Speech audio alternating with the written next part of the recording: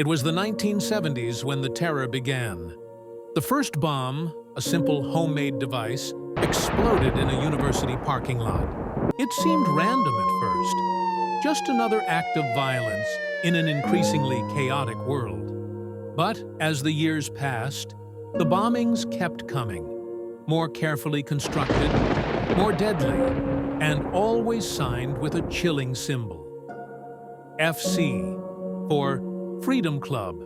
The Unabomber, as he would come to be known, was no ordinary criminal. He was patient, calculating, and elusive, taking his time, watching, learning, and most terrifying of all, he operated in complete silence. No one saw him, heard him, or even suspected him. The Unabomber's reign of terror spanned over 17 years from 1978 to 1995. 13 bombings, 3 people dead, 23 more injured. And the media? They were obsessed. Who was this man? What did he want?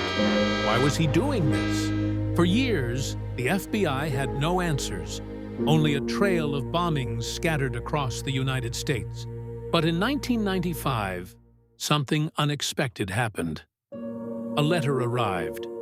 Not a threatening note, but something different. A manifesto. It was long. It was filled with radical ideas. But the most shocking thing of all? The Unabomber demanded the media publish it, or he would continue his reign of terror.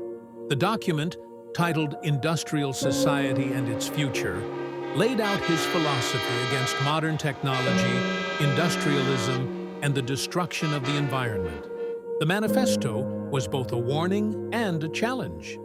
The FBI, along with the media, found themselves trapped in a race against time. Publish the manifesto and risk more violence, or ignore it and face the consequences. But there was something crucial within those words, something that would lead to his downfall.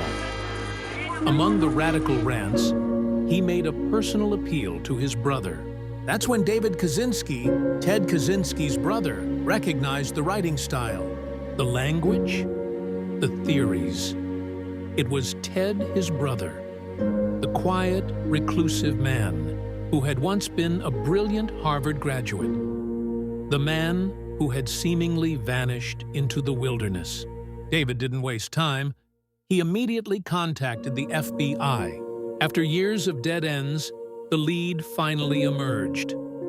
The FBI went through Ted's history, his reclusive life in the woods, and his obsessive hatred of modern society.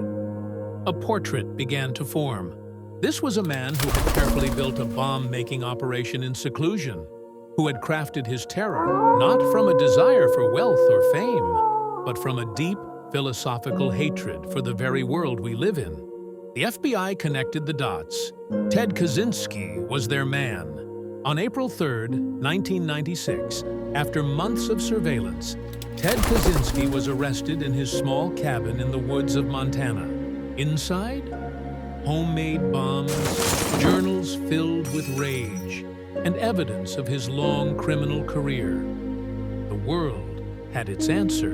Kaczynski's arrest shocked the world. He was no longer the mysterious phantom haunting the nation's fears. He was just a man who once seemed so far removed from society that no one could have predicted the horror he was capable of. A man who had terrorized a nation for decades, leaving behind only cryptic clues and an ideology that seemed impossible to understand. But in the end, it was his own brother who stopped him. David Kaczynski's decision to speak out not only ended the Unabomber's reign of terror, but also marked the beginning of Ted Kaczynski's infamous place in history.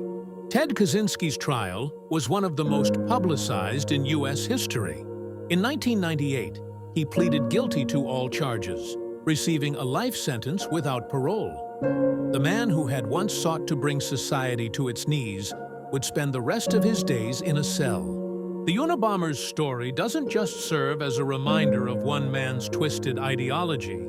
It's a chilling testament to the power of silence, patience, and the mind of a criminal who remained hidden for so long. This is Black Tape Diaries, where we uncover the world's darkest secrets, one tape at a time.